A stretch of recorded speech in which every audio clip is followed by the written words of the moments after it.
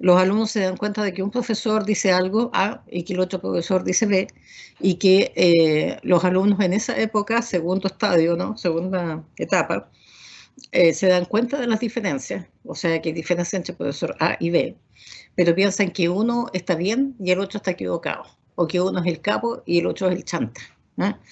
Entonces, eso es en la segunda etapa. En la tercera etapa recién, la gente, los alumnos, que eso ya es de tercero, tercer año, tercero para cuarto, se pueden dar cuenta de que eh, pueden haber distintas maneras de mirar, distintas teorías, distintas formas, qué sé yo, distintos puntos de vista sobre, y que son todos igualmente válidos. Y recién en cuarto año, cuarto para quinto, los alumnos son capaces de hacer esto de decir, hay diferentes puntos de vista y yo voy a armar mi propio sistema de creencias y valores, ¿eh? Entonces uno saca de esto, saca de esto, saca de esto y arma, ¿no es cierto?, la manera en la cual, que ya tiene que ver con una postura mucho más proactiva, más individual, más adulta. Y ahí uno dice, estamos ya preparados para hacer una salida al mundo, ¿no es cierto?, con una visión más adulta. Y ustedes están en esa etapa en la cual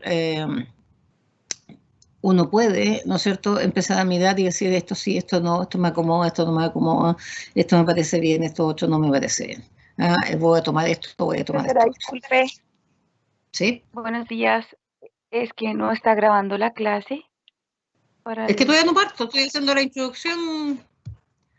Entonces la idea de esta clase justamente tiene que ver con eso, pues, o sea, la clase de hoy día, voy a terminar con la clase de la vez anterior, y, pero les quería yo contar eso, de que la idea es que pueda ser eh, lo puedan tomar así.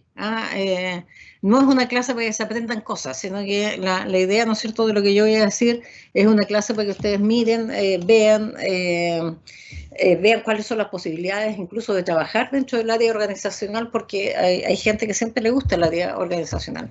Entonces, y como todos vamos a trabajar sí o sí en organizaciones, por eso era la aclaración, ¿ya?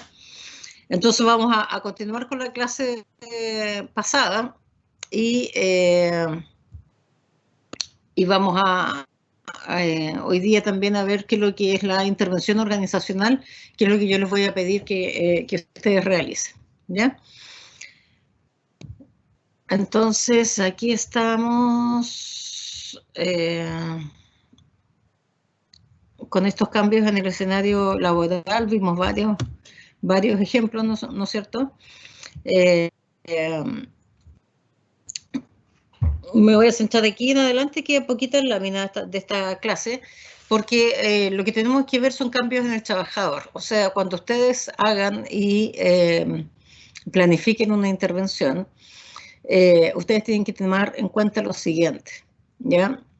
Muchos trabajadores hoy en día tienen muchas funciones y muchas actividades. Antiguamente la gente iba así a su pega y listo. Ahora con el uso del computador, con esta cosa del enfoque de competencias, con el uso de la tecnología, se calcula que un trabajador hace al menos la pega de 3 personas, ¿ah? En la década del 90 o del 80. ¿No?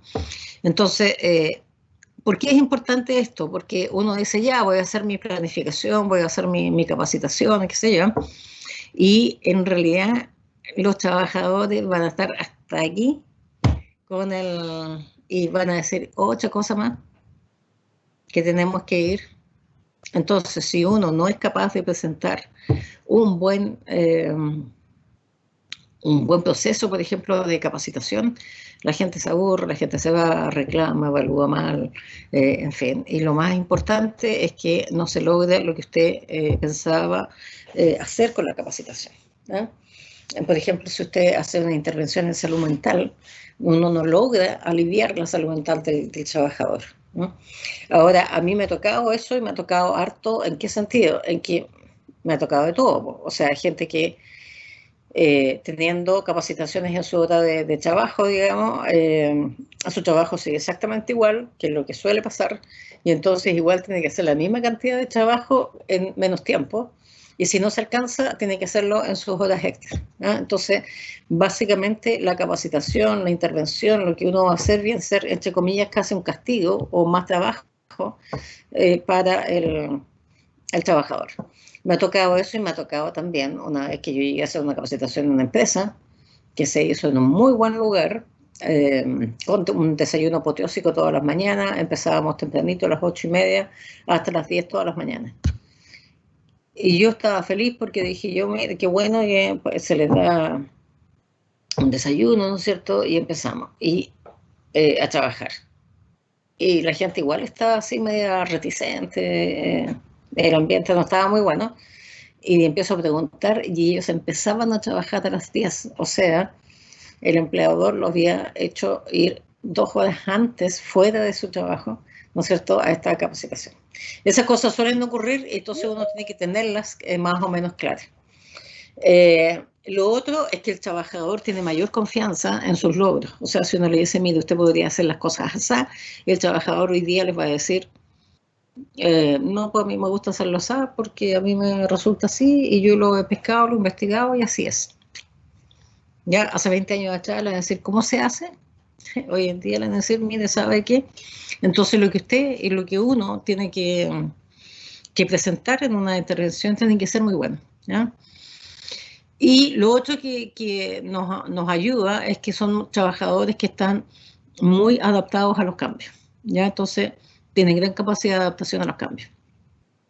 Todas estas cosas tienen muchas implicancias, ¿no es cierto?, para las personas y para las organizaciones. Ahora, ¿qué cosas han pasado así en términos muy generales? Que si usted va a hacer alguna intervención desde el punto de vista organizacional, usted va a ver que en la parte industrial, ¿ya?, se produce más con menos personas, ¿ya? Y eso es gracias a la tecnología.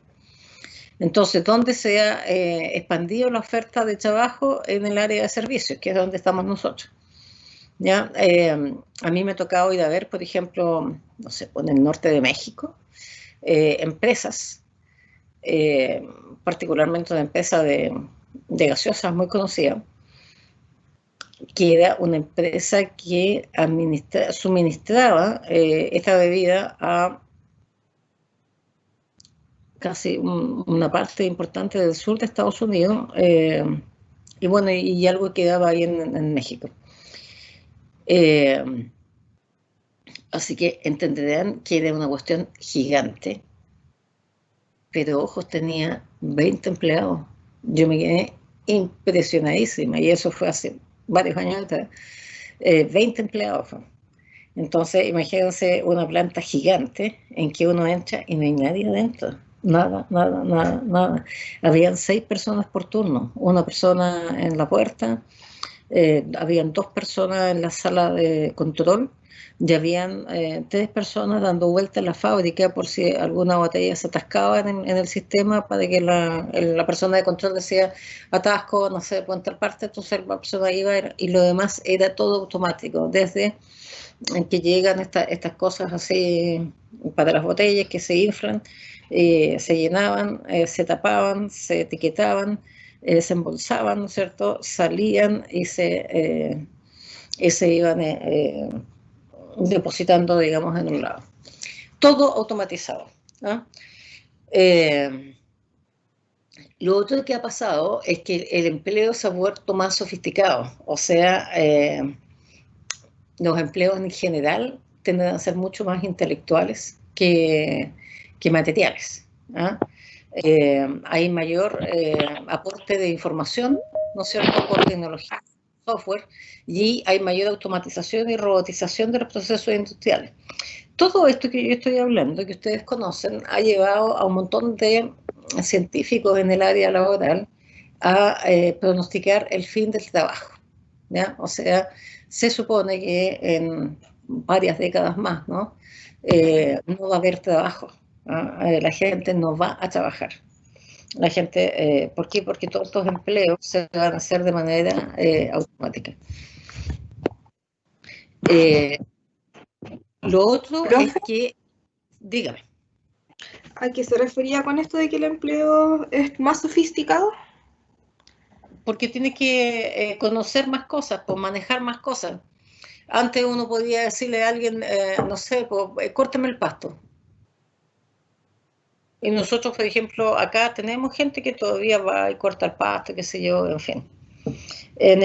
Si uno sale a otros países, tú puedes ver kilómetros y kilómetros de parques y jamás vas a encontrar a alguien que corte el pasto. Y el pasto está espectacularmente cortado. Y no vas a ver dónde ni cómo se corta. ¿Ah? ¿Y eso es por qué? Porque hay robots, ¿no es cierto? Máquinas que salen en las noches, cortan, ¿ya? Inmensas áreas, mucho más de lo que podría cortar una persona, y listo, y se acabó. Entonces, todo es automatizado en términos de sofisticación, esto de que hay uso de software, qué sé yo. Entonces, antes, para cortar el pasto, a una persona, eh, una sola persona cortaba, no sé, tantos metros cuadrados de pasto. Hoy en día, una persona vía remota que sabe manejar un software, ¿no es cierto?, corta kilómetros y kilómetros de pasto sentado en una oficina. Y es, no sé, pues técnico informático. Y el señor que cortaba el pasto antes tenía octavo básico y una máquina para cortar el pasto. ¿Mm? No sé, estas cosas que yo estoy diciendo son importantes, chicos, que ustedes las empiecen a considerar. Eh, Otro ejemplo que nosotros no teníamos acá, aquí en la séptima región, yo trabajaba también para una empresa, también muy conocida. Entonces, en esta empresa se hacía paté, dentro de otras cosas, digamos. Y entonces, cuando yo entré a trabajar, me decían que el paté era súper bueno, pero que había que comprar la producción del día miércoles, jueves, hacia adelante, hasta el viernes. ¿Ah? Porque antes de eso la producción era muy mala. ¿Ah? Y el paté era malo. Entonces uno dice, ¿qué onda? ¿Qué pasaba? Y lo que pasaba era que el señor que hacía el paté, que le quedaba muy bueno, era alcohólico. Entonces el señor trabajador llegaba, tomaba el fin de semana, llegaba más o menos nomás el día lunes, el paté le quedaba horrible, el día martes estaba recién mejorando, pero ya el día miércoles, jueves y viernes le quedaba el paté espectacular. ¿Ya? Entonces, por eso lo mantenían en esta empresa. Hasta que llegó tecnología, ¿no es cierto? ¿Y cómo se hace el pateo hoy en día en esa empresa? Hay una serie de tubos que llegan a una olla gigante. El chico que hace el paté no sabe hacer paté, no tiene ni idea de hacer paté. Lo único que tiene que hacer es ir a un control que está en la pared y apretar un botón que dice programa 3. Y el programa 3 hace el paté solo. Entonces, ese sabe cuánto le va a dar en términos de cocción, cuánto le va a tener la cantidad exacta, ¿no es cierto?, de aliños, en fin. Todo eso hoy en día está automatizado. Ahora, ¿qué es importante? Lo mismo pasa en las panaderías, pues, ¿ah? Antes había que tener panaderos, ¿no es cierto?, que hicieran pan. En las grandes empresas no hay panaderos, hay máquinas con un software donde la persona que hace pan no sabe hacer el pan, sino que lo que sabe es que tiene que aplicar el programa 1 para hacer pan en francés y 2 para hacer de lluvia. Esto. Y se acabó, no hay más. ¿No? Entonces a eso me refiero, no sé si ahí le contesté su pregunta. Sí, profe, gracias. ¿Mm? En psicología, ¿cómo pueden ustedes, esto que yo estoy diciendo, cómo lo podríamos ver o aplicar? ¿A alguien se le ocurre?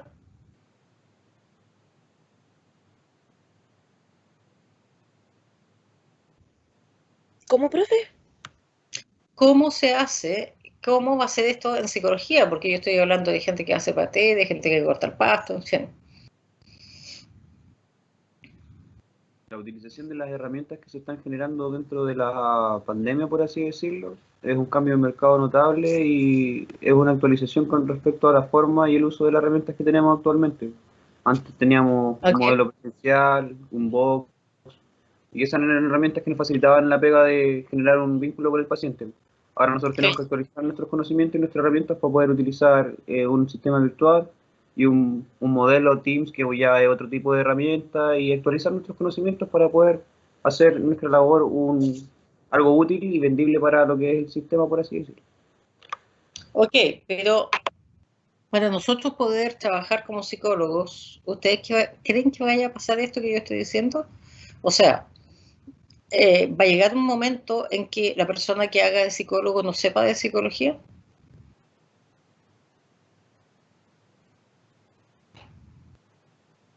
Esperemos que no.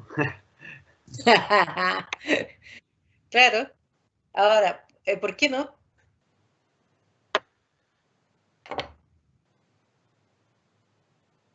Creo, bueno, Yo, yo entiendo, perdón, no sé si me Dele, estoy... dele.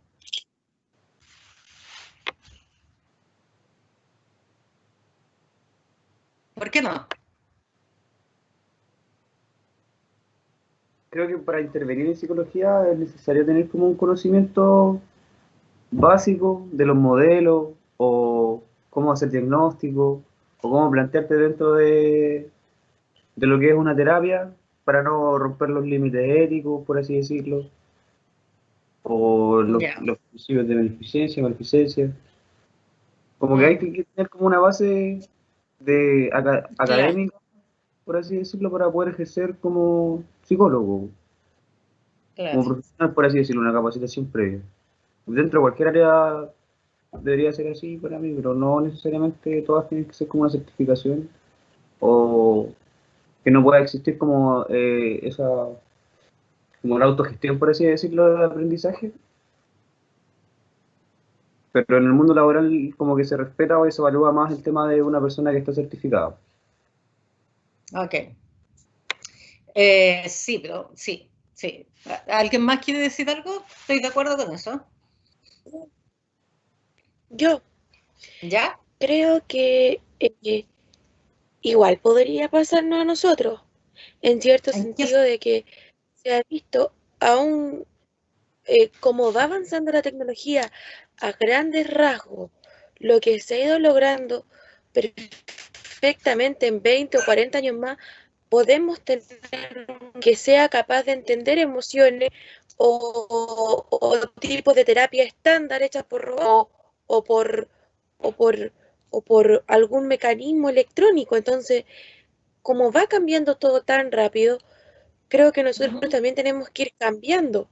Pero yo no sé cómo, pero yo sí creo que podríamos vernos afectados en ciertos momentos con algún tipo más de globalización o con avances tecnológicos. Ok. Sí, los dos tienen razón. Lo que nos protege de alguna manera, lo que decían anteriormente, esto de que nosotros tenemos que trabajar con la persona. Entonces se los voy a explicar súper simple. Para cortar el pasto uno pone una máquina, un robot. Antes las personas tenían que aspirar la casa, ahora ponemos un robot, así que cuesta 200 lucas, ¿no es cierto? Y aspira la casa mejor que uno. ¿Ah? Y la aspira mientras uno no está trabajando. Entonces, ese grado de automatización se puede llevar a cabo con ese tipo de trabajo. Por ejemplo, un peluquero. ¿Alguien de ustedes se cortaría el pelo con un robot?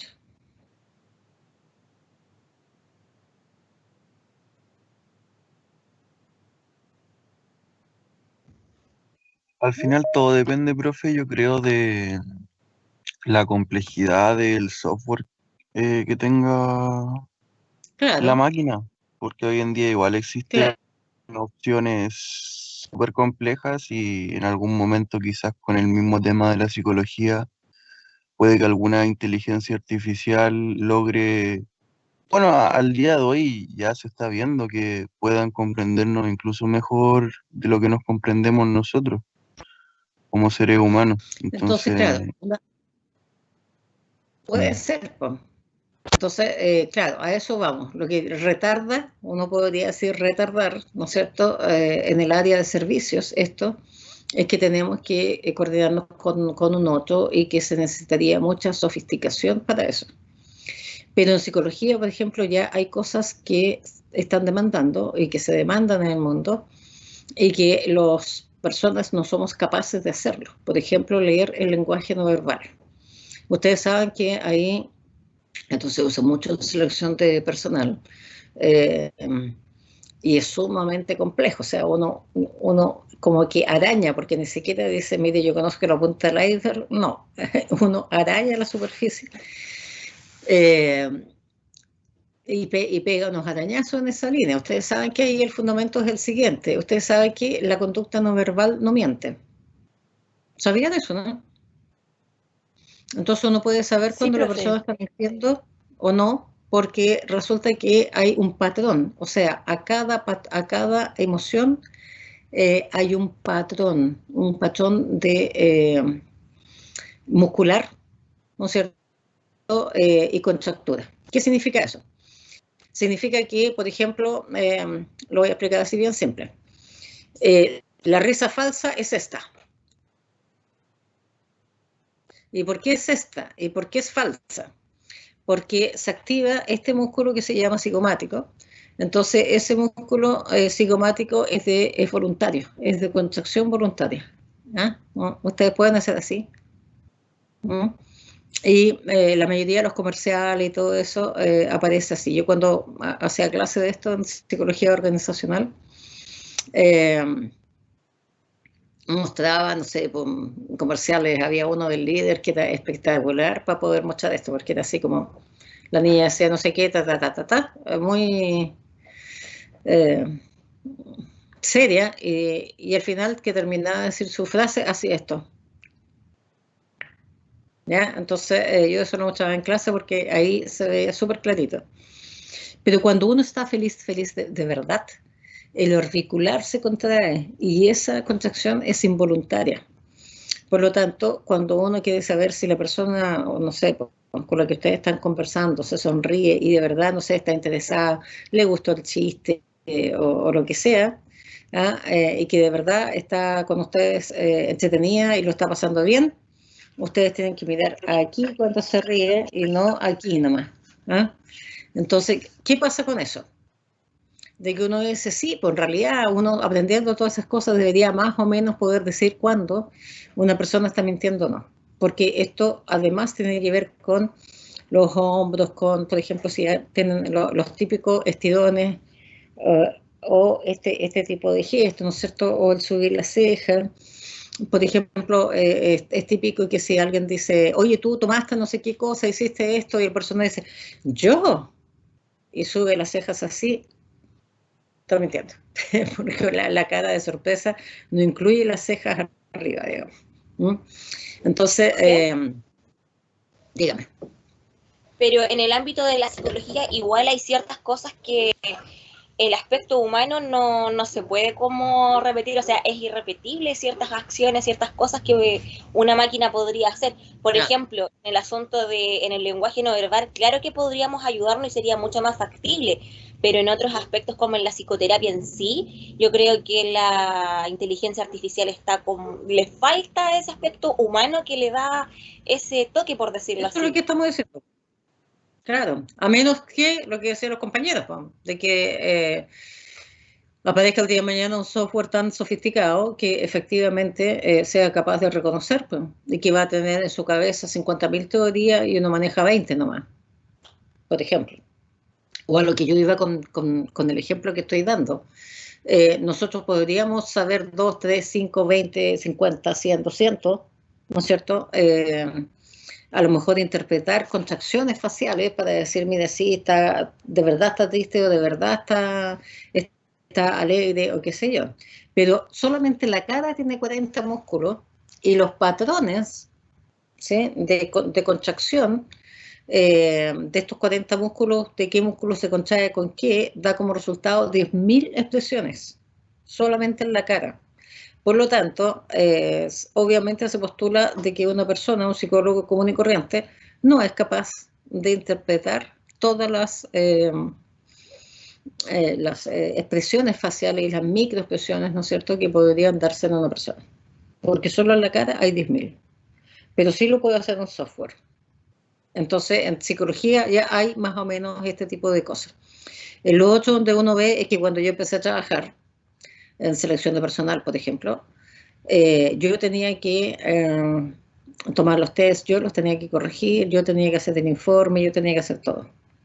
Hoy en día en las empresas grandes yo he instalado los procesos de selección de personal, entonces lo que instalamos son salas de, bueno, una secretaria que recibe a la gente, eh, y después son puro software. ¿Ah? Entonces la persona primero parte por un examen médico general y después, ¿no es cierto?, la parte psicológica. Y en la parte psicológica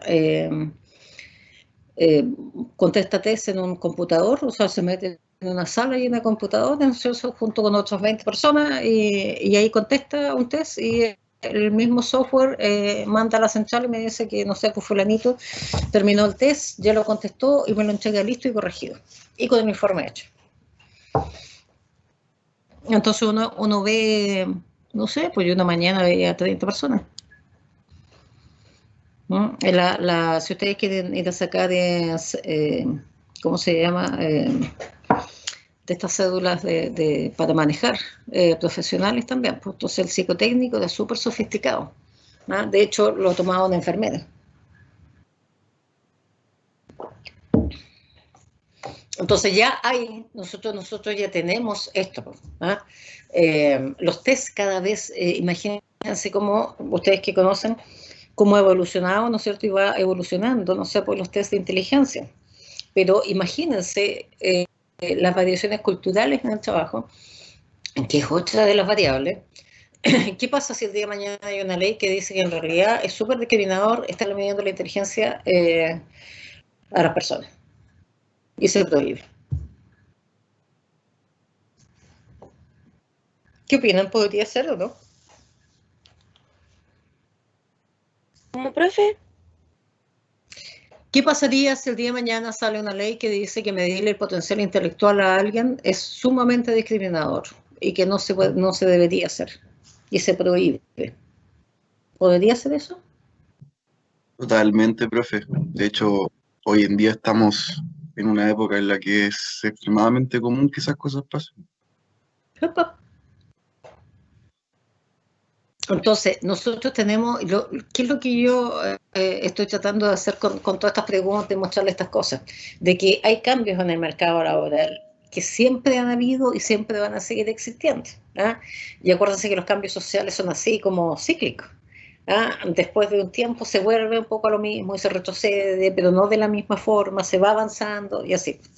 ¿Ah? Pero hay cosas que cuando ustedes se plantean su profesión, ¿no es cierto? Como psicólogo y su actuación profesional el día de mañana, tienen que tomar en cuenta este tipo de cosas. ¿Para dónde va la psicología? ¿Para dónde va el mundo? ¿Ah? ¿Dónde es más factible que esto se estabilice? ¿En qué áreas de mi profesión el cambio es más radical, por ejemplo? Lo otro que nosotros tenemos que tener en cuenta y que normalmente se nos escapa, es que nosotros somos ciudadanos del mundo. ¿Ah? Ese concepto. ¿Ya? Nosotros tenemos globalización en la economía y tenemos creación, ¿no es cierto?, de la famosa aldea global. Y aquí es cuando yo les pasaba en algún minuto la aldea global, ¿no? Entonces, ¿ustedes saben lo que es la aldea global, no? ¿Lo han escuchado? No, profe. La aldea global que es esta idea de que en realidad hay una sola nación y que es mundial. Pues. ¿Y por qué es eso? Porque resulta que, no sé, a nosotros nos decían, oiga, si Kim Jong-un, ¿no es cierto?, la hermana el otro día dijo que la cortada de Estados Unidos con ir a probar a hacer ejercicios militares, ¿no es cierto?, a Corea del Sur, si no, no van a poder dormir entre los próximos 4 años. ¿Qué creen ustedes que pasa con eso? Ayer o anteayer se desplomaron las acciones en Europa porque Angela Merkel dijo que todos se iban a cuarentena. Repercute en todo el mundo a veces, po. Sí, po. Como O lo que como pasó con decía, el coronavirus. O exactamente, cualquier o como cosa decía que un meme, pase en un... Ujú. como decía un meme el otro día, que es justo lo que usted está diciendo, decía, cuando tú pienses que una persona no puede cambiar el mundo, acuérdate del tipo que se comió el murciélago.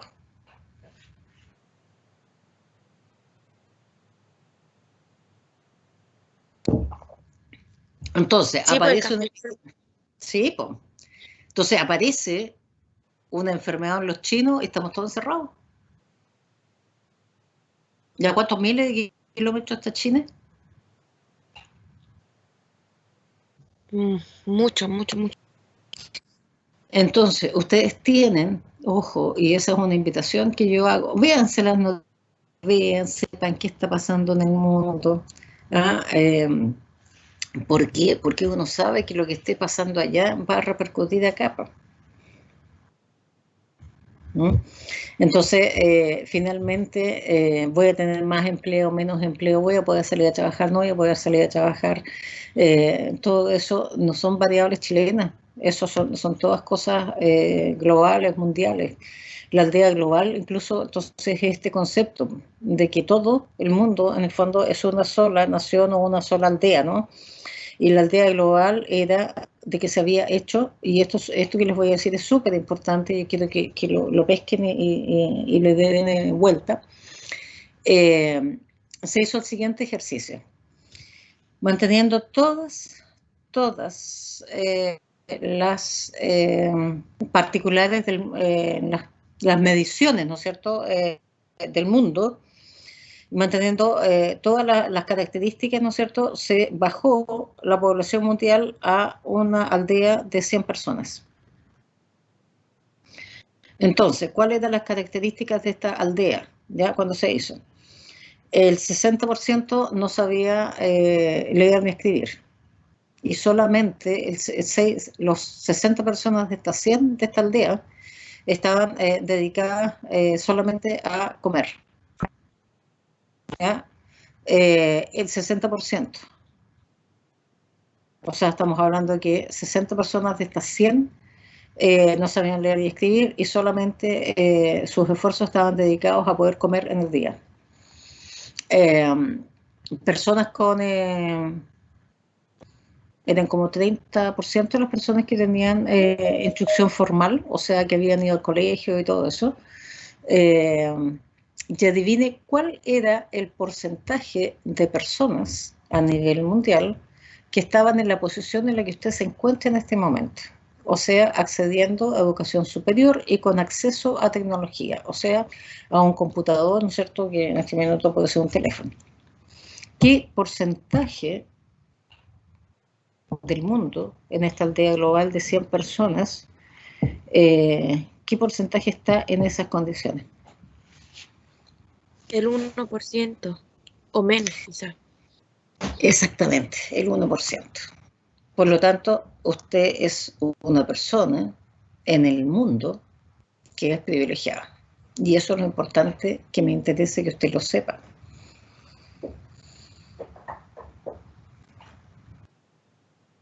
Que tenga acceso a la educación superior y que tenga acceso a un computador lo sitúa en la cadena en el punto más alto de la evolución mundial. Eso es la aldea global. Entonces la invitación, muchachos, es a que uno piense qué está pasando, cómo se va a dar el mercado y dónde yo me puedo situar en este mercado global. ¿Ah? Esa es un poco la idea. Ahí yo les di algunas información respecto de dónde está, porque uno de verdad que no toma conciencia de este tipo de cosas. En situaciones como esta, en la cual estamos en pandemia, en la cual, no sé, pues hay problemas económicos, en fin, lo que suele pasar es que la oferta laboral va cambiando.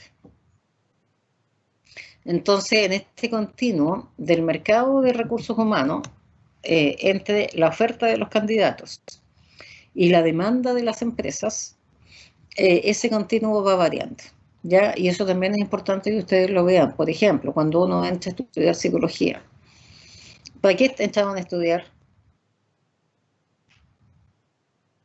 en términos laborales? ¿Para quedarse en la casa?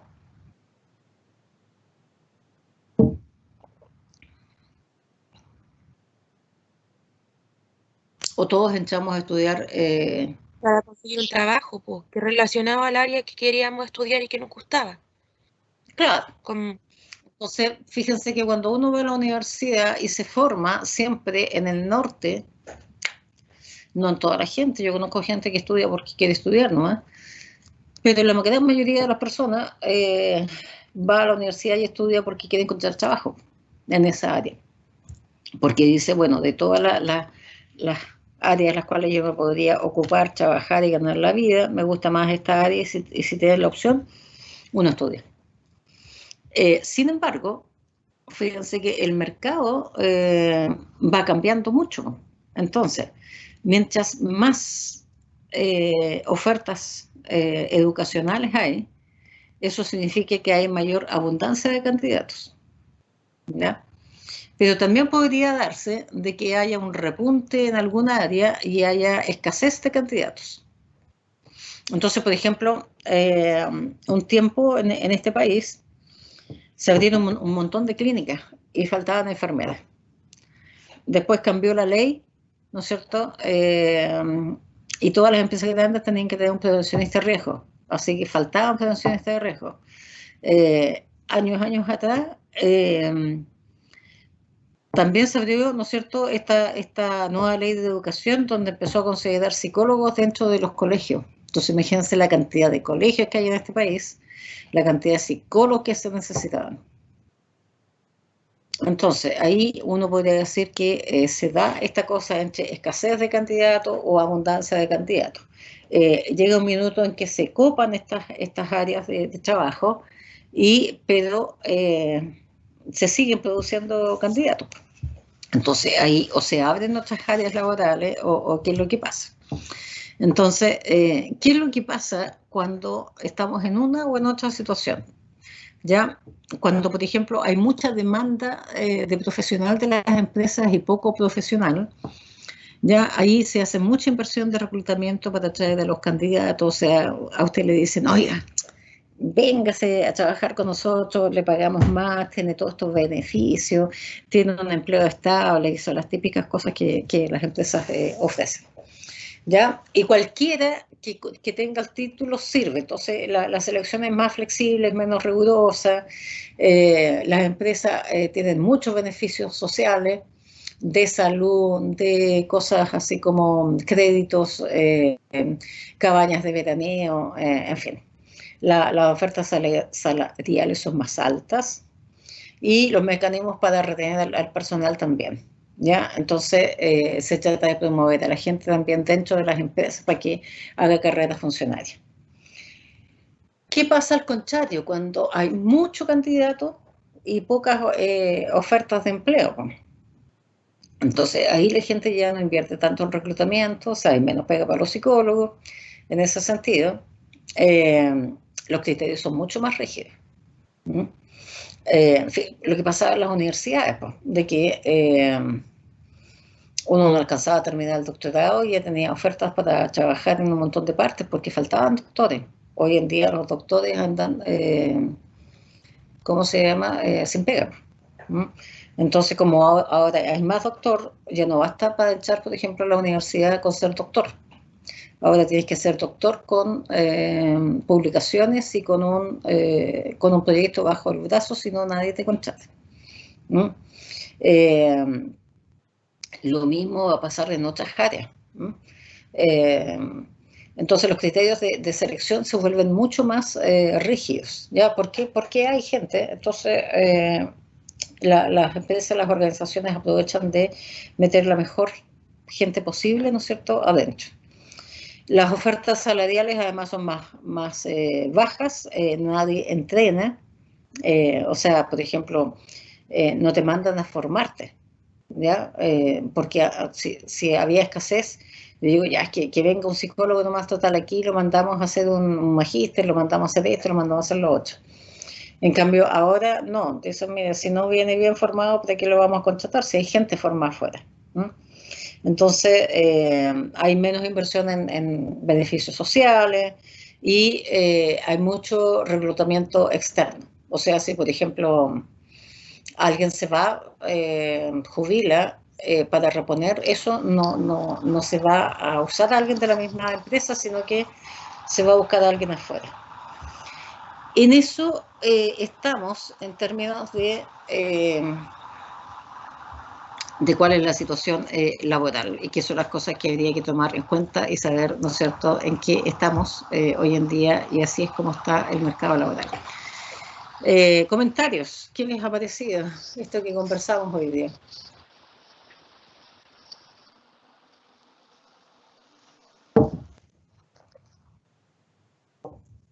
Hace poner los pies sobre la tierra, en cierto sentido, porque igual como que uno ya lo entra en conciencia y razón de que no basta con salir de la universidad, sino que tenemos que especializarnos para poder encontrar una pega buena en lo que a nosotros nos guste, en el área que nos guste, y que también nos dé los recursos para poder vivir. Y de una forma, entre comillas, más cómoda o estable. Entonces, es como aterrizarnos para que podamos madurar y empezar como desde ahora a buscar, no sé, mínimo empezar con un diplomado, pero igual uno tiene que ir craneándoselas porque uno tiene que pagar los diplomados a veces. Entonces tengo que ir trabajando en otra cosa o haciendo otras cosas para poder generar el efectivo, para poder invertir en mi educación, porque ya está bien, la universidad, yo estoy con gratuidad, pero mis diplomados no van a ser con gratuidad o mis magísteres. Claro. A eso voy. Lo que pasa es que, claro, ahora tienen que tener muy claro qué es lo que quieren hacer, y eso es parte de su tarea como desarrollo profesional, a qué se quieren dedicar. Esa es como yo diría que es la gran tarea que van a tener durante este año, ¿no? No solo durante este semestre, sino que durante este año. ¿Por qué? Porque pasa también lo siguiente, de que nadie de nosotros sabe y va a poder saber mucho. Me dicen, yo soy psicólogo organizacional, sí, pues, pero yo no tengo capacidad para leerme todo lo que sale de psicología organizacional. Es mucha la información. ¿Mm? Y lo mismo le pasa a todos mis colegas, en todas las áreas. ¿Ya? Entonces uno trata de estar ahí en la punta de la hora, ¿no es cierto? Pero hacer estas investigaciones sistemáticas, ¿no? Estas revisiones sistemáticas, ir viendo cómo va, y uno ya revisa. Es tanta la información que uno ya no hace ese trabajo, uno va donde otro colega que publicó porque ya lo hizo. Se dedicó 5 años a revisar si era efectivo o no tal test, por ejemplo, y uno solamente ya se lee el trabajo y se evitó la investigación de 5 años. Entonces, es mucha la cantidad de información por área, son muchas las áreas. Entonces, yo creo que esa es una de las cosas que deben ver, qué es lo que le van a hacer y en qué se van a especializar, digamos. Y ahí aparecen después las subespecializaciones, ¿ya? En las áreas en que ustedes uno se puede ir interesando. En todas ellas, a pesar de lo que hemos hablado, en todas estas áreas siempre van a tener que hacer lo mismo, que es hacer intervenciones. La psicoterapia es una intervención, una capacitación en una organización es una intervención, una resolución de conflictos en una organización es una intervención. En fin, ahora en estas intervenciones, por eso este curso se llama Productos, el del segundo semestre se llama Servicios.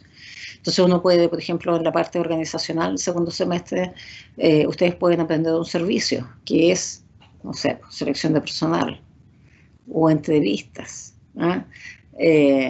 Como producto, ¿no es cierto?, ustedes tienen que ser capaces de entregar un producto. Por eso estamos ahora en estas clases, de alguna manera, tratando de reforzar lo que son las intervenciones. Con el modelito que ya hemos trabajado, porque como yo le decía en la clase pasada, usted tiene que salir experto y experta en hacer intervenciones, porque en todas las áreas eso es lo que nosotros vamos a hacer. Ahora, hacerlo bien, plantear bien los objetivos, eso es lo que nosotros necesitamos asegurarnos que usted salga de acá con esa capacidad. ¿Por qué tiene que buscar información? Porque la información está cambiando. Entonces, nos da lo mismo hacer una intervención ahora que el segundo semestre, porque a lo mejor ya las cosas cambiaron para el segundo semestre. Entonces, la búsqueda de información tiene que estar dentro de sus competencias. Y saber plantear bien una intervención también tiene que estar dentro de sus competencias. Entonces, no es, como yo les decía, no es el mito este de que veíamos la clase pasada, pues de que yo voy saliendo, pero en realidad no sé todo lo que debería saber. Y uno le dice, yo tampoco sé todo lo que debería saber. ¿Ya? ¿Por qué? Porque el mundo cambió. Pues. Ahora no está en que uno sepa algo. Ahora la situación está en que si yo soy buen o no buscador de información. Y sé hacer bien o no una intervención. Entonces, esas capacidades, competencias son las que van quedando más o menos estables y la información en qué, cómo y qué sé yo, va cambiando, porque van cambiando las leyes, va cambiando la información, van cambiando los intereses, va cambiando la cultura. ¿No? Entonces, yo estoy haciendo una capacitación ahora para una empresa también grande y eso, por ejemplo, les pedí que hablaran de cuál era su sensación con respecto al género. Entonces dejé que las mujeres hablaran y los hombres escucharan. Y después escuchamos los hombres, pero no con respecto a lo que ellos pensaban, sino que escucharon de sus compañeros de trabajo. ¿Y qué es lo que escuchaba uno? Escuchaba las típicas cosas de discriminación, ¿no es cierto?, de género en las organizaciones, que las mujeres ganaban menos, que si la persona era mujer, soltera y sin hijo, a esa persona la hacían ir más a cumplir horas extras sin pagar, ¿no es cierto?, vaya los sábados o qué sé yo, a trabajar porque hay que hacer trabajo extra, que las personas que estaban casadas. Y ojo, que los mismos hombres solteros sin hijos. Entonces, ahí todas esas cosas que nosotros ya hemos visto, hemos revisado y que los profes han hablado, ¿no es cierto?, en casi todos los ramos. Todas esas cosas van cambiando las demandas, lo que está correcto, no correcto, en fin. Entonces, la intervención, lo primero que nosotros tenemos que hacer cuando usted diseña una intervención, aparte, ¿no es cierto?, de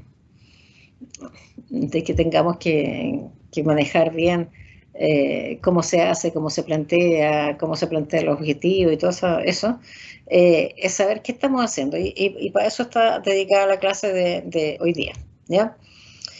Entonces, lo primero que nosotros tenemos que ver cuando vamos a hacer una intervención es a dónde vamos a ir a hacer la intervención. Y ahí, para poder hacer una especie, entre comillas, de diagnóstico, ¿no es cierto?, tenemos algunos tips que son importantes para saber dónde y en qué condiciones está nuestra empresa o nuestra organización. Por ejemplo, si es sana o no es sana. Las organizaciones enfermas, o sea, cuando piden intervenciones en el área organizacional, es porque están con muchos problemas.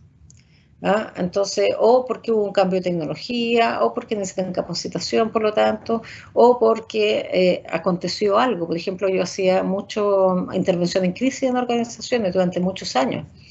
Y es una de las cosas que ahora por pandemia no hemos estado haciendo, pero por ejemplo, yo en cualquier minuto tenía que partir porque, no sé, por un turno una persona se había suicidado delante del compañero de trabajo. Todas esas cosas pasan aquí, en la séptima región. Y entonces estaban todos choqueados y yo tenía que partir a hacer la contención de manera urgente y rápida, ¿ya? En fin, entonces lo primero que uno tiene que preguntar es a dónde vamos. Y qué es lo que está pasando. Y ver, por ejemplo, si una organización no está funcionando bien, hay un concepto ahí que son organizaciones enfermas, que no están funcionando. Y esas organizaciones se caracterizan ¿por qué? Porque tienen estructuras rígidas. O sea, cuando uno escucha hablar a los gerentes, por ejemplo, es que no están siguiendo los procedimientos y entonces la cuestión y qué sé yo, Hay mucho individualismo. La gente, por ejemplo, no ve por el compañero, no solamente ve en términos personales. Hay insatisfacción o baja la moral de los trabajadores. O dice, bueno, ¿y usted tenía contemplado esto? No, porque no hay planes, nadie lo pensó. Y porque aunque ustedes no lo crean, hay mucho, aún podrían haber castigos, en el sentido de que uno dice, bueno, si no se logró, entonces no va a haber aumento, no va a haber esto, no va a haber lo otro. A diferencia de las empresas sanas, que tienen estructuras muy flexibles. Entonces uno va y le dice, oiga, ¿y cómo enfrenta? No sé, véalo usted nos recomienda, nosotros nos adaptamos a eso. Entonces hay estructuras flexibles, hay un equipo donde uno entrevista a la gente y la gente dice, nosotros trabajamos bien, a nosotros nos gusta nuestro trabajo, tenemos buena camaradería, qué sé yo, en fin. ¿Ya? Entonces hay conductas facilitadoras, la gente está con una buena disposición, hay programas de gestión, nosotros tendríamos contemplado esto, hay incentivos, ¿no es cierto?, también para poder ver qué es lo que está, para poder reconocer, ¿no es cierto?, este desempeño que la gente está teniendo. Por ejemplo, ahora la empresa a mí me llama y me dice, mire, nosotros no teníamos contemplado nada de esto, pero necesitamos intervención urgente para los funcionarios que se han contagiado con coronavirus. ¿Ya? Y ese es un trabajo que se está haciendo harto en las organizaciones, pues, atender a la gente y a la familia de los trabajadores contagiados con coronavirus. No todos. Aquellos que han estado, ¿no es cierto?, en la UCI, que han estado entubados y que tienen todas las complicaciones producto de eso. Entonces, lo primero que tenemos que ver es qué tipo de organización, ¿no es cierto?, nosotros estamos enfrentando. ¿Qué es una intervención? Es una aplicación específica de un modelo. ¿Ya? Eso que me han escuchado harto a mí. Un modelo que puede ser de acuerdo a cualquier contexto que sea empresarial. Pues si alguien tiene que, a uno le piden mejorar la comunicación en una empresa, uno va y dice, ya, a ver qué modelos. ¿Se acuerdan que vimos rápidamente ahí, pero está en el ROI y hay un montón de libros de conducta organizacional? Sí, pues. Modelo de motivación. Exactamente. Entonces, si alguien dice, uno revisa el capítulo del Robbins de motivación, tiene como 20 teorías, de liderazgo hay otras tantas y así. Entonces, ¿para qué sirve esta aplicación de un modelo en un área determinada? Para armonizar los procesos, ¿ya? Para hacerlos más competitivos, para que las personas estén mejor, se sientan mejor. Entonces tenemos dos tipos de acciones cuando ustedes vayan a intervenir. Usted planifica su intervención con una intención preventiva, que podría ser, no sé, por estabilizar o mejorar o prevenir la emergencia de problemas emocionales a raíz del trabajo online, por ejemplo, o correctivas, ¿no? Cuando uno dice, por ejemplo, a mí me ha tocado hacer intervenciones en duelo, cuando se han muerto 3 personas por el coronavirus en una empresa. O yo me acuerdo de una empresa, intervenciones en duelo, que se fueron a esta era una empresa del Estado, la sucursal de Talca se fue por ahí en la quinta región a un encuentro anual de los trabajadores de esa empresa, que era muy bueno porque se come muy bien, hay buena fiesta. Es de la quinta región, al lado del mar, lo pasaron regio y el bus se dio vuelta cuando ya se regresaban en la mitad del camino y se murió varias gente. Entonces, ese tipo de cosas, digamos, serían correctivas. Profesora, dígame. Una consulta que me llamó mucho la atención es, así como muy brevemente, ¿usted podría contar lo que se hace o cómo usted trata una intervención en duelo en una empresa? Porque nunca había escuchado algo así, como lo que se trata, porque no creo que sea psicoterapia a los compañeros, sino que ¿de qué forma se trataría? Es que lo que uno hace es una planificación dependiendo de lo que uno ve y de qué tipo de empresa y qué tipo de situación se trata. Entonces, ¿qué es lo que uno hace si uno no sabe todo? Uno busca, pero lo primero que hace es determinar, como yo les decía recién, de qué tipo de empresa es, cuánto tiempo llevaba la gente, qué lazos habían, si fue una cosa repentina o no. Todas esas variables son re importantes a la hora de elegir un modelo.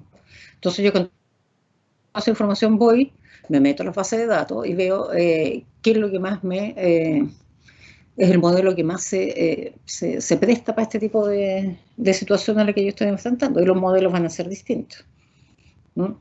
Hay algunos, digamos, en que basta con empezar con psicoeducación, en fin, pero hay otras cosas que son, yo creo que lo más difícil que a mí me ha pasado fue una vez que estaba de vacaciones y tuve que venirme así raudamente, y estaba en una empresa, la gente estaba en shock. Yo entré, no sé, a mí me fueron a buscar en camioneta de la empresa donde yo estaba de vacaciones, fueron como 3 horas, llegamos a Talca, yo me vine a las 12 del día, a las 3 de la tarde estaba entrando a la empresa en Talca, me bajé de la camioneta y ahí uno no sabe qué se va a encontrar, y cuando entro uno mira las caras de la gente, por eso es importante mirar, saber en qué estoy, ¿no? Y estaban todos en shock, eran como 20 personas. Y miro, y estaba policía de investigación, qué sé yo. Ya. Lo que había pasado era, yo no voy a nombrar la empresa ni nada, voy a tratar de no dar muchos datos tampoco para que no sea... Pero grandes rasgos lo que había pasado es que una persona que estaba ahí, que era muy conocido, jefe de esa unidad, 40 años de servicio, un hombre correctísimo, en fin, así como, ¿ya? Resultó que había tenido un affair con una niña que había pasado por esa empresa haciendo su práctica de secretariado. Él era bastante mayor.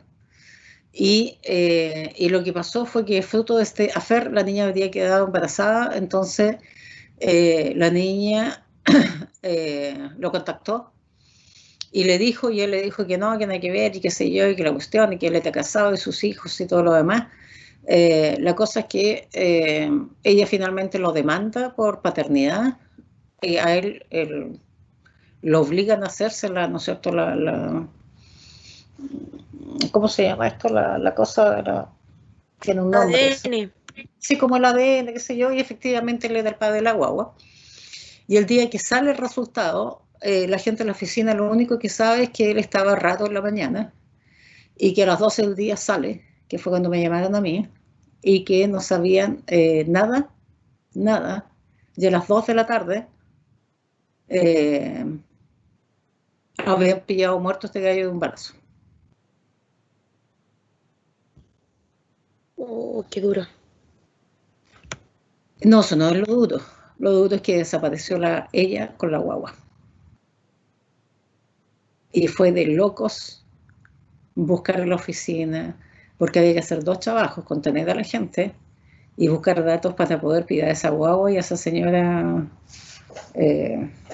viva, cosa que no se logró. Las 2 muertas, él las mató a la guagua, mató a la chica y después se disparó.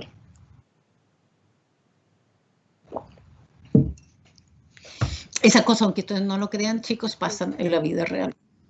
Yo diría que esa ha sido como la experiencia más complicada que he tenido, porque uno tiene que actuar ahí de inmediato. Entonces, igual, en la medida que uno trabaja, va teniendo más de qué echar de mano, pero no hay, para contestar bien tu pregunta, no hay una sola manera de actuar, sino que uno tiene que estar permanentemente buscando y viendo. ¿Mm? ¿En qué se puede hacer consultorías? ¿Ya? O intervenciones, pero básicamente consultoría. Todo lo que son asesorías organizacionales, por ejemplo, cómo implementar cambios. Yo en este minuto estoy en una empresa implementando cambios. Ya, un programa inmenso que en una empresa, entonces hay que ver cómo se va a implementar eso. Los cambios culturales, que toman más tiempo. ¿Ya? Otra área en la cual uno puede intervenir es cuando piden el desarrollo de habilidades, por ejemplo, en liderazgo, en comunicación, en trabajo en equipo, en mentorías, No sé, yo para la universidad, por ejemplo, me ha tocado ir a trabajar con los tutores, mentores, tutores, alumnos, y decirles, mire, cómo tienen que contener a un chico de primero que está agobiado, ¿no es cierto?, porque está dando sus primeras pruebas y le está yendo mal. Y cada uno de ustedes puede ser tutor. Ahora aprovecho de pasar el dato, están buscando en este minuto tutores. Intervenciones frente a quiebres o desafíos, que es un poco lo que yo le estaba contando, que son cuestiones bien particulares, pueden ser desde choques, como les decía yo, estas cosas horrorosas que yo le acabo de contar, que me ha tocado intervenir en una, suicidios, en fin. Pero imagínense hoy en día cuáles son los desafíos en términos de quiebres, de cosas emergentes. Un brote en una oficina y que la gente se empiece a morir. Entonces yo tengo 8 compañeros de oficina y van 6 muertos. ¿Se imaginan esa situación? ¿No? Yo me la imaginaba por lo menos. Y los llaman ahí para ver qué es lo que usted puede hacer. Entonces, no sé si hasta aquí hay dudas. Esto es re importante porque aún no me profe, ¿en qué puedo hacer yo la intervención? Entonces ahí yo le digo, mire, vaya a esa lámina que dice consultoría, que es la que yo estoy mostrando, y usted puede hacer cambio en cualquiera de eso. Pues. Acuérdense que en intervención en adultez hicimos, en motivación, en liderazgo, usted me decía, en cuál, porque estábamos un poco replicando esta idea. Yo ahora que le sugeriría que buscaran, ¿qué creen ustedes que si ustedes fueran psicólogos los llamaran de una empresa? ¿Qué creen ustedes que les pedirían en estos momentos?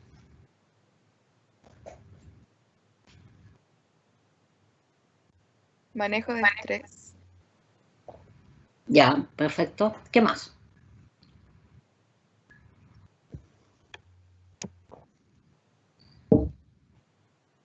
Creo que, no sé cómo explicarlo, pero como las nuevas tecnologías, como la ansiedad. Ya. Lo más común sería en o en hombres o mujeres compartir el tiempo entre trabajo y casa, porque muchos están haciendo teletrabajo y tienen que estar trabajando y al lado tiene a su hijo pequeño que está en clase y cómo dividir los tiempos. No sé si se entiende a lo que voy. Sí, sí. Profesora, ¿Eso cómo se llama? Perdón, Arturo. ¿Cómo se llama esa parte? Ay, se me fue el nombre. Ay, Esa dualidad. la que dije yo la vez Mira, pasada. Sí. lo Doble digo la presencia, semana se llama. pasada. Doble presencia. Sí, sí. La doble presencia es una de las cosas donde nosotros más los psicólogos organizacionales intervenimos en las empresas, porque en Chile se hace la medición de riesgo psicosocial y en el 99,9% de las empresas aparece la doble presencialidad. Interrumpí a alguien, por favor. profesora, yo creo que también sería intervenir y enseñar técnicas de autocuidado en el lugar de trabajo con respecto al COVID, ya que cuando las personas van a trabajar hoy en día ya no tienen esas medidas de precaución, como que no les importa. Ok, súper bien. Porque miren, ahí el desafío, ojo, no es solamente decirle, mire, esto es lo que usted tiene que hacer. Antes de llegar tiene que, no sé, sacarse los zapatos, ponerse andar con mascarilla, lavarse las manos, usar alcohol gel, qué sé yo, ya.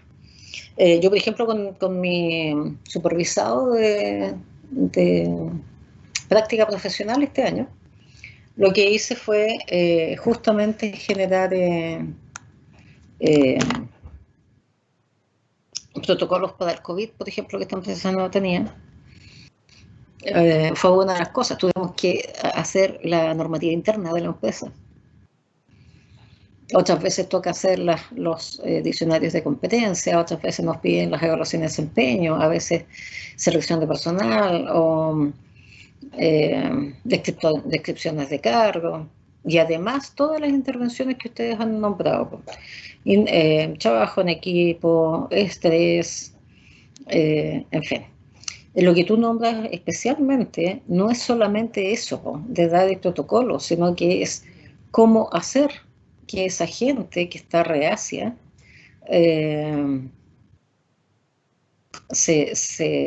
finalmente se quiera, ¿no es cierto?, adscribir y acatar ese protocolo.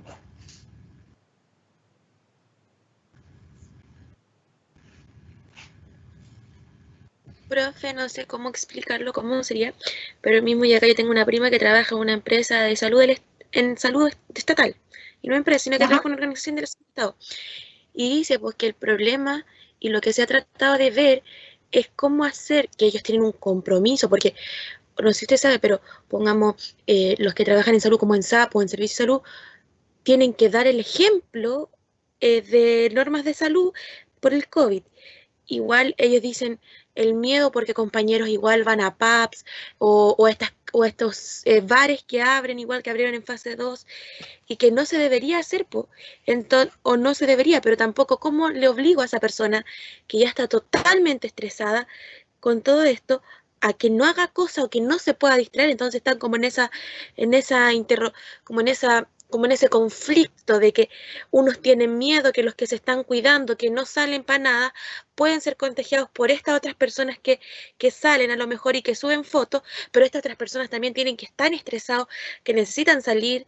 Entonces, no, ¿cómo tratar eso? Bueno, que la gente no se va a desechar solamente yendo a un pub.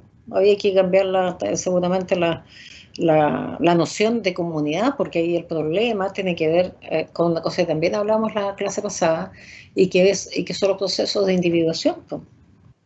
O sea, la persona se preocupa por sí nomás, por sí misma, ¿no? Y ese es uno de los grandes problemas a nivel mundial, eso no solamente en Chile. ¿Cómo hacer? Porque en los países desarrollados o no desarrollados da lo mismo, es exactamente la misma situación. Nosotros podemos ver gente en Francia, en el Reino Unido, ¿no es cierto?, protestando contra el COVID, contra el uso de las mascarillas en Estados Unidos, qué sé yo, en Chile también hay. Y es parte de esto que yo hablaba, que tiene que ver con que yo soy libre de decidir qué es lo que yo quiero, y si yo no quiero hacer caso, no quiero hacer caso, y se acabó. Pero el problema de eso es que iniciativas, por ejemplo, como las vacunaciones, no tendrían ningún impacto si es que el porcentaje de las personas que no se alinea con las políticas es muy alto, porque empieza a pasar lo que tú describes. Entonces, es súper complicado, ¿no es cierto?, esta dinámica entre mi libre albedrío y lo que nosotros queremos hacer como país, o como comunidad, ya sea en una empresa, en un país, en una región extensa, ¿no es cierto?, del mundo. Es un problema, pues. Es un problema en términos de... Entonces, alguien podría llevarlos a ustedes el día de mañana. Imagínense que estén a trabajar en un CEFAM, y en el CEFAM pasa esto que están describiendo, y adivinen a quién le van a ir a pedir que haga algo. Al psicólogo. Al psicólogo. O sea, el psicólogo es el que tiene, este es el área de competencia en el ámbito organizacional. Profesora, Uh-huh. ¿qué pasa, por ejemplo, cuando una empresa lo busca a uno por ejemplo, capacitar a los trabajadores? Ellos creen que eso es lo que les falta. Pero cuando uno se acerca a los trabajadores, ellos plantean que es otra necesidad. Por ejemplo, más personal o mejor maquinaria. ¿Cómo, Sí, cómo se ve en ese caso la situación?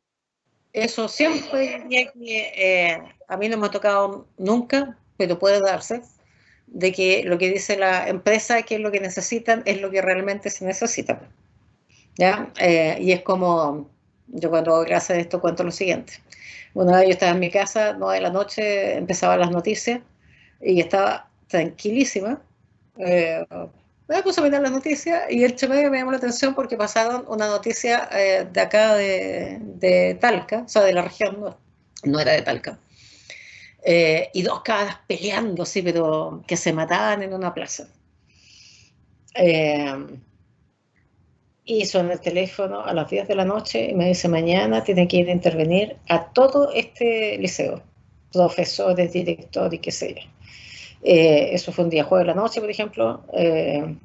Al otro día tenía que estar yo en este liceo a las 9 de la mañana, así que tuve que viajar temprano. Y sábado y domingo encerrada con todo el colegio en una intervención, todo esto pedido desde el ministerio. Ya, pues, entonces fue al otro día, entonces llego, toco el timbre y me sale a abrir el portero. Entonces le digo, mire, yo soy fulanita tal, vengo a una reunión. ¡Ay! Me dice, porque ellos ya sabían. Usted es la psicóloga, sí. Mire, antes que vayamos para allá, yo le voy a decir lo que pasa aquí. Y entonces el portero me dijo qué es lo que él pensaba. Ahí tienen, anoten al tiro, una visión. Me llevo con la secretaria me dice, la estábamos esperando, yo la llevo. Entonces, entre que me llevó la secretaria a la sala de profesores, me contó qué era lo que realmente estaba pasando. Ahí ya tenemos dos visiones. Cuando llegamos a la sala de profesores me dice, el director quiere hablar primero con usted antes que de hablar con los profes. El director me dice, ¿qué es lo que realmente estaba pasando? ¿Ahí cuántas llevamos? ¿Cuántas visiones llevamos? 3. Entro a la reunión con todos los docentes y me dicen otra cosa. Llevamos 4. Cuando yo le pido a toda la plana mayor que salga para poder conversar con los profesores directamente, los profesores ahí me dicen 5, o sea, otra visión más. Cuando yo termino esa intervención y me van a dejar, un profesor u otra persona por ahí se acerca mientras, me dice, yo la acompaño a la puerta, ya. Ese me dice otra cosa más, son 6. Y aunque ustedes no lo crean, en mi auto me estaba esperando 8 personas para contarme lo que realmente estaba pasando. ¿Y con cuántas terminé yo? 7. 7 visiones de la realidad. Eso es así todo el tiempo. ¿Qué se hace? ¿Qué se les ocurre? Pero díganme que no es entretenido, pues.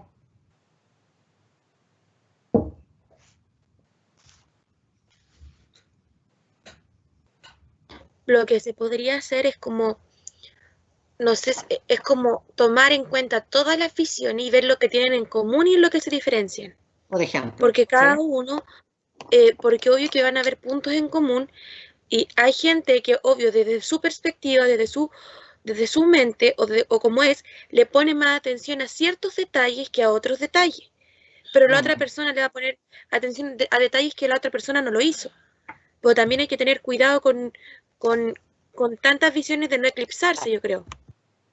Miren, a mí lo que me interesa es que ustedes vayan captando que hay ciertas cosas. Por ejemplo, el desarrollo organizacional, que es esa lámina que está ahí. Dice que es un conjunto de intervenciones que están planeados, ya construidos sobre ciertos valores humanísticos, democráticos. Eso es súper importante. ¿Qué es lo que se busca? La eficacia organizacional y el bienestar de los empleados. ¿Ah? Entonces, tenemos que valorar el crecimiento de las personas, tenemos que valorar que sea una acción participativa, donde se dé la colaboración. ¿Y por qué son importantes estas cosas que están ahí, que no están así para rellenar la clase, sino que son las cosas, es como el gran rayado de cancha ético que nosotros tenemos para intervenir? Nosotros no somos nadie para llegar a decirle a la gente qué es lo que tiene que hacer. Entonces, lo que nosotros, ¿qué hacemos? Proponemos acciones que están probadas, ¿ya? Que ya se hicieron, que se investigaron, y que son las acciones que se necesita instalar en una organización para que haya armonía, colaboración, respeto por las personas, eficacia organizacional, porque si no hay eficacia organizacional, y acuérdense que si la organización no logra sus objetivos, toda la gente queda desempleada. Entonces no es solamente el bienestar de los empleados, sino que también es lograr los objetivos individuales de los empleados y lograr los objetivos de la organización. Acuérdense que esto tiene que ser un matrimonio bien avenido, porque si no, en el minuto que se separa este matrimonio, la empresa deja de existir, ¿no es cierto? O cierra, pero la gente también sufre. Por lo tanto, llegar a una organización y decirle, mire, aquí están todos ustedes están mal, así que cerremos, finiquitemos y qué sé yo, uno sabe que va a causar sufrimiento. Entonces, ¿qué es lo que uno sabe? Que esa no es una acción que uno pudiera recomendar, porque no está marcada en el desarrollo, entendido con esos valores que están ahí. No sé si se entiende, entonces uno tiene que buscar alternativas para poder justamente ver cómo hacer la intervención. ¿Cuáles son los beneficios? Que la organización cambia, que hay más motivación, más productividad, mejor calidad de vida en el trabajo, ya mayor satisfacción en el empleo, menor cantidad de conflicto, porque la gente, por ejemplo, ha aprendido a resolver conflictos, mayor trabajo en equipo, mayor compromiso con los objetivos, mayor ganas de cambiar, de hacer cosas distintas, se reduce el ausentismo y hay menor rotación de personal. O sea, la gente no quiere permanecer en esta organización, no cambiarse de empleo. Si uno ve que los resultados de la intervención mía van a ir por esa línea, significa que estamos ok. Si uno ve que yo planifico una cuestión que a la gente le consume mucho tiempo, que es costoso, que hay muchos problemas, por ejemplo, para recuperar la inversión, que puede fracasar, que voy a invadir la privacidad de la gente, que se van a producir daños psicológicos, que va a hacer que la gente al final se conforme nomás, que hay un proceso grupal, ya que al final mi intervención aumenta, ¿no es cierto?, el proceso grupal más que el desempeño. O que, ¿a qué me refiero con eso? A que si la gente, en el ejemplo que ustedes estaban poniendo, que después de mi intervención en un consultorio, donde la gente estaba preocupada porque unos acataban las medidas de cuarentena y los otros no, y después de mi intervención la gente termina pensando que, bueno, si los otros salen, ¿y por qué yo voy a ser la única tonta que me voy a estar cuidando? Y que ya, pues bueno, entonces tenemos que privilegiar lo que cada uno quiera y privilegiar esa visión de ese grupo. Lo más probable es que la intervención no esté bien hecha. Si yo planteo algo que sea difícil de evaluar, también no es una cosa adecuada. Por eso los indicadores, si yo voy a hacer una situación de estrés, ¿no es cierto?, una capacitación en estrés, y mi objetivo general es que la gente aprenda a manejar el estrés, yo tengo que tener los objetivos específicos que son como los pasos que se deben dar para que eso se dé, se cumpla y logre yo mi objetivo general, que sería que la gente controlara el estrés. Y para cada uno de esos pasos yo tengo que tener indicadores, o sea, tengo que ser capaz de poder evaluar lo que allí se hizo. Entonces, yo voy a ser hasta majadera con esto, en términos de que su intervención sea en base al respeto por las personas, a la igualdad del poder, a la confrontación. O sea, la idea no es esconder los problemas, sino que enfrentarlos abiertamente, ya hacer que la gente participe en lo que yo voy a hacer. O sea, mientras más personas participen, mejor. Entonces, esas guías por lo menos tienen que estar presentes. ¿Qué tipo de intervenciones tenemos que tener? Dice, todo investigador de desarrollo organizacional va a tener que definir con qué enfoque va a resolver o mejorar la situación que está analizando. Entonces yo tengo que además decir, mire, yo voy a usar este enfoque y con esta estrategia, ¿ya? Y de ahí uno puede usar clásicas hasta innovadoras. Hay estrategias que son súper complejas. Por ejemplo, hay unas estrategias que se llaman destrucción creativa, ¿ya? Y que se usan cuando a uno lo llaman porque yo no lo usaba, porque son palabras mayores, pero que está de moda, se usó mucho, digamos, hace los últimos 10 años, en que estas empresas que ya tienen una cultura establecida durante mucho tiempo y que tienen, por ejemplo, muchos problemas de conflicto, baja productividad y qué sé yo, y hay dos departamentos que pelean a muerte, en fin, y que eso ya lleva años, y que uno mire y dice, no, esta cuestión no se va a poder solucionar. Lo que se hace es que se agarra el conflicto y básicamente se destruye toda la organización y se vuelve a armar de nuevo. Y para eso los creadores de esa intervención dicen, bueno, mire, tiene que tener un conflicto arraigado, en ese caso, tiene que tener un conflicto de estas características y los pasos para hacer esto es esto y esto. Entonces, básicamente, si uno dijera, mire, esta es una empresa de tantas personas, el conflicto lleva mucho tiempo. La gerencia a uno le dice, haga lo que tenga que hacer, porque si no esta cuestión se va a cerrar. Esta es la última opción que vamos a hacer antes de cerrar, porque ya estamos hasta aquí con todos estos problemas.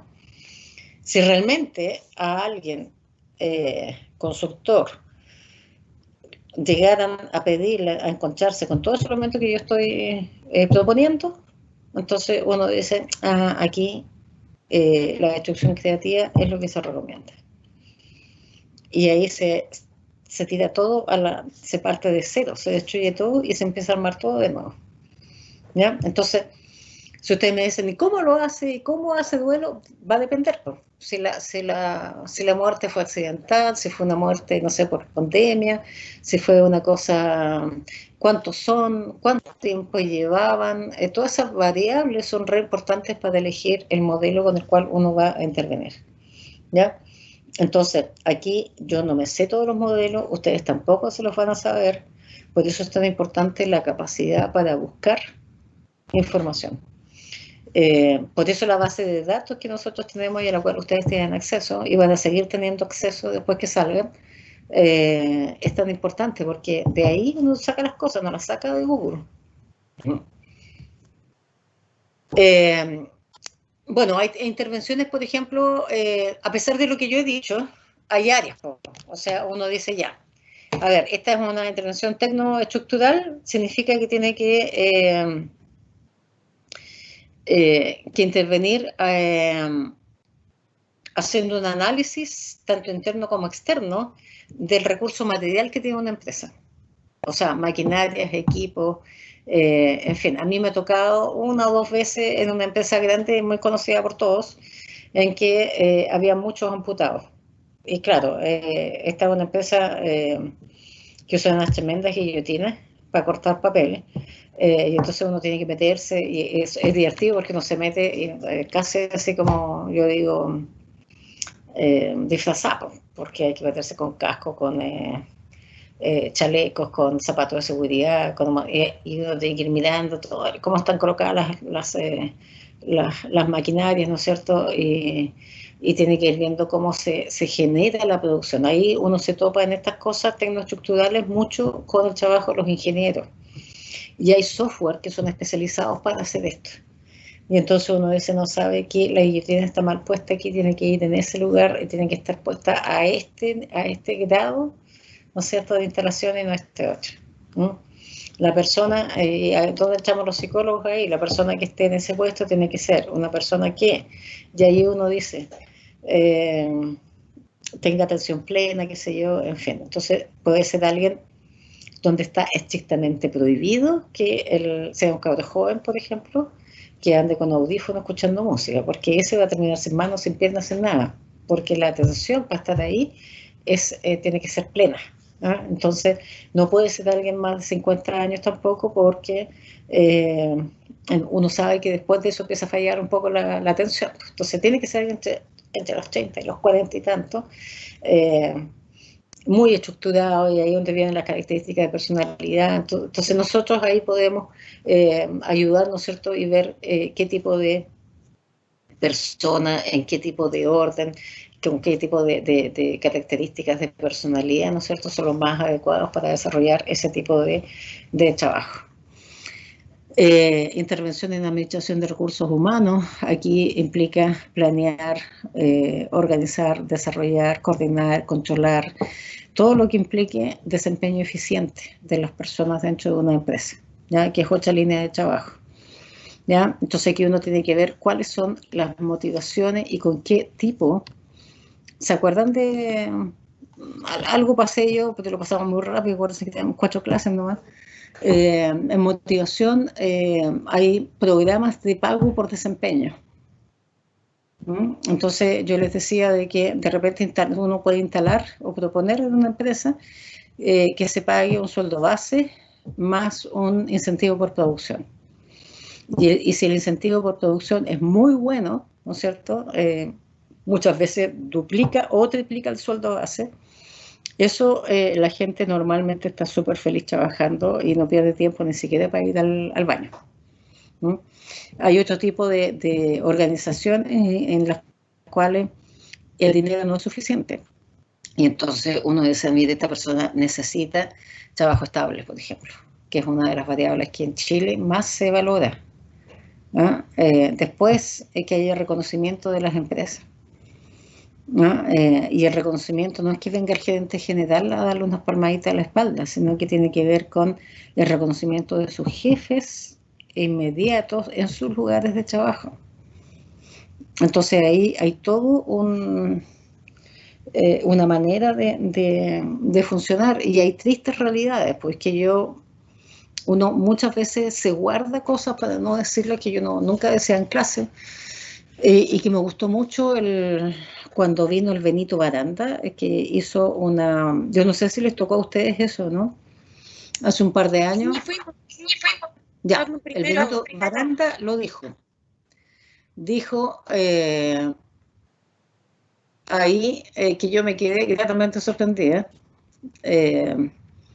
Dijo de que muchos de los alumnos que eran primera generación de trabajadores, eran los jefes más maltratadores que habían después. Y yo eso lo he constatado muchas veces. O sea, a alumnos míos de otras carreras incluso, con muchas dificultades económicas, que uno le buscaba trabajo, que ayudaba, que les daba ayudantía, qué sé yo, en fin, que después uno incluso los ayudó a encontrar trabajo una vez que salieran. Por eso, vuelta a la vida, yo he tenido que, después nos hemos encontrado en capacitaciones, por ejemplo, y ha sido terrible. O sea, yo me he encontrado con los trabajadores donde mi exalumno es el jefe y es un maltratador o maltratadora. Entonces ahí hay una cuestión cultural muy fuerte. Y eso pasa cuando uno mira y dice, y este cabrito, dicen los trabajadores, que viene, no sé, pues se cree no sé qué porque estudió y nos trata pésimo. Y cuando uno va y mira, efectivamente tratan mal. Entonces es un desafío que uno siempre tiene que tener, pues tratar de ser amable con las personas. La gente, y les paso el dato, porque la gente se siente muy mal cuando no es saludada, no es reconocida. ¿No? Tienen que tener ustedes la delicadeza de hacer eso. ¿No? Y a veces basta con reconocer y tratar bien a la gente, y muchos de los conflictos de los trabajos se mejoran, ¿no?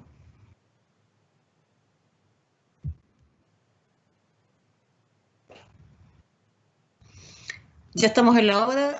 Fíjense que para cómo desarrollar el recurso humano, ahí tienen varios tips. Una es hacer que la gente se sienta bien, queda un poco en la línea que yo estaba hablando.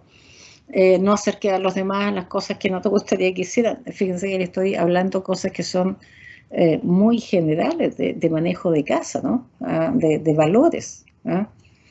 Ayudar a los demás en la adquisición de sus intereses, hacerlos sentir importantes, tener una filosofía de puertas abiertas, que la gente sea capaz, ¿no es cierto?, de acercarse a uno y contarle cosas.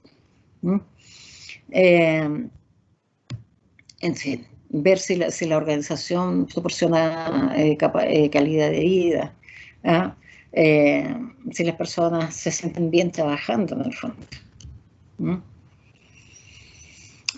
Aquí tenemos varias intervenciones estratégicas, por ejemplo, cuando hay un área de una empresa que se ha sometido o ha sido afectada por un proceso nuevo estratégico dentro de una organización.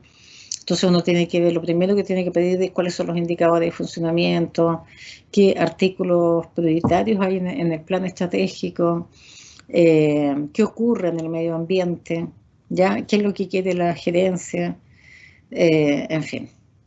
Y aquí tienen varias características del desarrollo organizacional, porque tiene que ser sistémica, orientada con valores, con el trabajo en equipo, capaces de enfrentar contingencias, tienen que instalar procesos de retroalimentación, de aprendizaje experiencial, que la gente de verdad atesore lo que va aprendiendo, que sean capaces de solucionar problemas, que la gente misma se transforme en agentes de cambio, por ejemplo.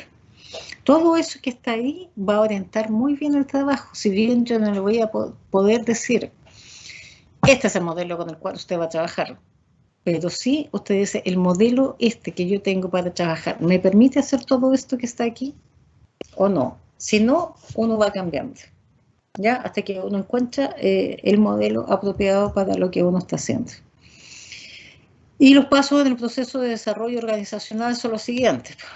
Primero, todo esto parte siempre por la decisión de gerencia, ¿no? Después uno tiene que hacer un diagnóstico, habla con la gente, ve qué es lo que está pasando. Se recopilan datos, que también es parte del diagnóstico. Después uno dice, mire, yo he encontrado tal cosa, eso se llama retroalimentación y confrontación. Y entonces, efectivamente, a mí el gerente me va a decir, lo que está pasando acá es una cosa. Los trabajadores, como yo les contaba recién, me van a decir A, B, C, D, E, que son otras cosas distintas a las que están pasando. Y uno recopila toda esa información y después la entrega y la confronta.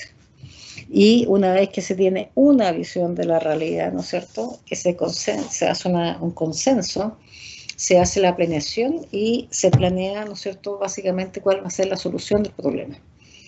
Y ahí es donde uno empieza a trabajar y uno dice, ya, vamos a construir equipos y yo voy a trabajar aquí y acá simultáneamente.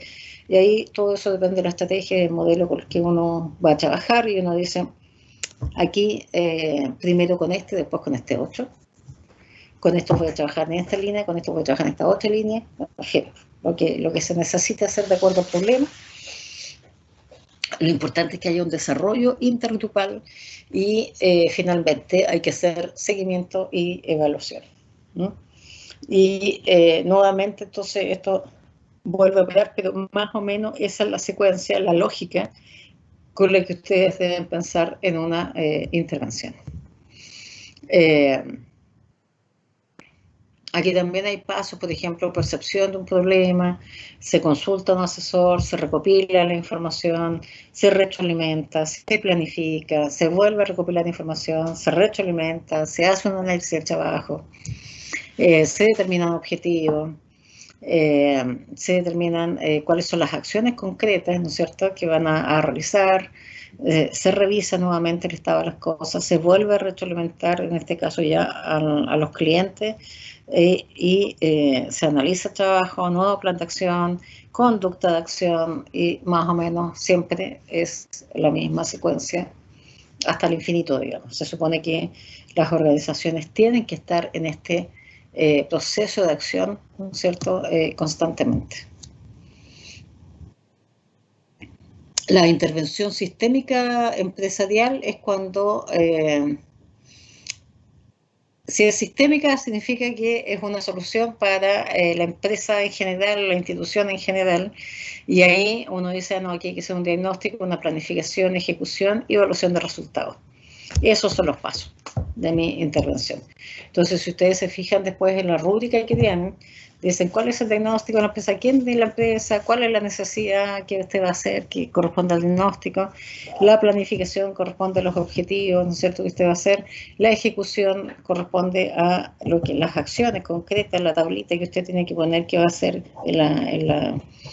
va a ser una sesión, 2 sesiones, 3 sesiones, ¿no es cierto?, y después tiene que evaluar los resultados en base a los indicadores que puso. Eso es lo que estaría haciendo usted básicamente ahí, es una intervención sistémica, ¿no? Todo eso se hace a través de trabajar con personas o con procesos de trabajo, Y todo eso tiene una lógica que es la cultura de calidad. ¿Ah? La idea es generar ventajas competitivas, desarrollar un trabajo que sea más eficaz, ¿ah? más eficiente. Y ahí están los procesos de cómo más o menos se diseña y cómo se concibe más bien una intervención sistémica en general. Otro tipo de intervención que es súper frecuente son las intervenciones en liderazgo. Y ahí puede hacer varios tipos de intervención. Por ejemplo, está el liderazgo personal, ¿ya? Cómo generar que las personas se autolideren, por ejemplo. Y se puede trabajar como coach, ¿ya? O sea, a mí me ha tocado hacer eso, que yo acompaño como sombra al gerente, ¿no es cierto? Y lo estoy mirando, observando cómo planifica, cómo hace las reuniones, cómo conversa con la gente, cómo da las instrucciones, y yo voy anotando y después lo voy diciendo, no, esto lo va a cambiar, lo va a hacer así, va a hacer este paso, esto primero, esto segundo, esto tercero, y así. ¿Ya? O se puede usar un liderazgo estratégico, que tiene que ver con generar equipos de trabajo, ¿no es cierto?, en los cuales se trabaja con toda la gente y se les pone un desafío a alcanzar. Hay diferentes maneras, como ven, de hacer la intervención. No sé si quedó claro más o menos qué es lo que es una intervención en el área organizacional. Me gustaría conocer algunos comentarios. Nos quedan unos minutitos para Sí, comentarios finales. me quedó súper claro y rescato mucho sobre todo la idea de tener que observar mucho antes de intervenir. Siento que muchas veces se nos olvida que la intervención tiene que venir desde las personas a las que intervenimos y no desde lo que nosotros creemos que podría ser correcto. Y además, como psicólogos se supone que tenemos que tener buena capacidad de observación. Entonces, eso me quedó súper claro, así que muchas gracias. Ok, gracias a ti también. Profe, yo creo que, y lo que me gusta es que sus diapos y lo que va explicando está como muy conciso. Ya pongamos como si ya está este horario más corto de clases, y a mí lo que me gusta es que sus diapos están así, aunque ya uno no haya podido entender mucho lo que se dijo, uno va entendiendo la diapo y está muy fácil de entender, está muy buena la explicación. Entonces esa sería como mi acotación. Yo igual trato de ir anotando lo que usted va diciendo y su ejemplo y lo complemento con lo que va dando en la diapo, para así después cuando se tenga que estudiar y hacerlo las intervenciones, uno no ponerle en el momento de los apuntes tanto énfasis a la diapo, sino en lo que usted dice, a su experiencia, y así uno los va complementando, porque yo creo que las diapos están muy bien hechas. Y eso yo quería decir, porque igual yo siento que se va súper rápido pasando la materia, pero uno va así como rapidito, pero entendiendo todo. Se lo agradezco mucho el comentario y a Felipe también, porque en realidad este es un esfuerzo de irles traspasando más que nada experiencia, porque yo sé que las cosas van cambiando, lo que estábamos hablando, la manera de enseñar cambia con los años. En mis tiempos era mucho más fácil que lo que les toca a ustedes, porque en mis tiempos me daban las lecturas, ¿no es cierto? Uno lo leía y el profe, si era muy fregado, decía, díganme qué dice en el segundo párrafo de la página 57. ¿Eh? Entonces, y la dificultad estaba justamente en conocer, memorizar, ¿no es cierto? Y volver a decir las cosas que estaban ahí. Entonces, con todo ese proceso de aprendizaje que implicaba no solamente memorizar, sino que entender de lo que uno estaba hablando y poder aplicarlo en un caso. Hoy en día no, hoy en día el enfoque de competencia lo que hace, que es donde ustedes están formados, es que uno ya asume, y vuelvo a ser majadera con esto, uno asume que la información es tanta que usted no va a aprender todo, y nosotros le vamos a poder enseñar todo en pregrado. Entonces, nosotros, ¿qué es lo que tenemos que traspasarle? Una forma de trabajar, que es un poco lo que yo estoy haciendo. Y contarle ya en corto año cómo uno trabaja en la realidad. Y acuérdense, muchachos, que la realidad supera la ficción. O sea, yo en Talca, trabajando en Talca, que Talca es así, las empresas son empresas chicas, según las miradas, ¿no es cierto?, en relación a los textos que uno puede encontrar en la literatura, eh, son súper chicas, pues, pero no por eso son menos desafiantes. ¿Ya? Y yo me encontraba con cuestiones que no están ni siquiera descritas, ¿ya? Y eso es, pues. Hay una diapo que yo voy a partir la próxima clase con ella, que es una diapo que yo hice a propósito de esto mismo, porque me interesa harto que lo entienda, que es que el profesional lo que hace es básicamente trabajar entre el desajuste, entre lo aprendido o lo que debe ser, ¿no es cierto?, y lo que de verdad se da en la vida real. Y ese espacio es el espacio de la actuación profesional. Entonces uno va a actuar sin saber todo, teniendo a veces, muchas veces, que improvisar, pero sabiendo que uno tiene que tratar de dar alguna solución y que esa solución sea mucho mejor de lo que ya existía. Entonces eso es ser profesional. Ya ahí lo vamos a ahondar la próxima clase, pero me interesa que ustedes reflexionen esto que yo estoy hablando y que lo puedan ver, lo puedan considerar, lo puedan masticar, ¿no es cierto?, darle vuelta, conversar entre ustedes, ojalá, porque tienen que empezar a cambiar cuál es la acción de un profesional. Eso. ¿Les parece entonces que nos juntemos? Nos quedan... ¿cuánto hacemos de break? Usted sabe, pues, profe. Profe, a la vuelta vamos a ver lo que tiene que ver con lo del trabajo, ¿cierto? Sí, a la vuelta, hagámoslo, no sé, pues a las 10:15, 10:20. 10:20 nos juntamos de nuevo. 11:20. Y 11:20, sí. 11:20, perdón.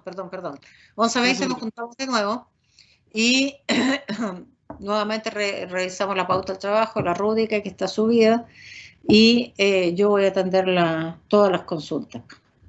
¿Ya? Ya, profe. Bueno, Ya. profe. ¿Listo?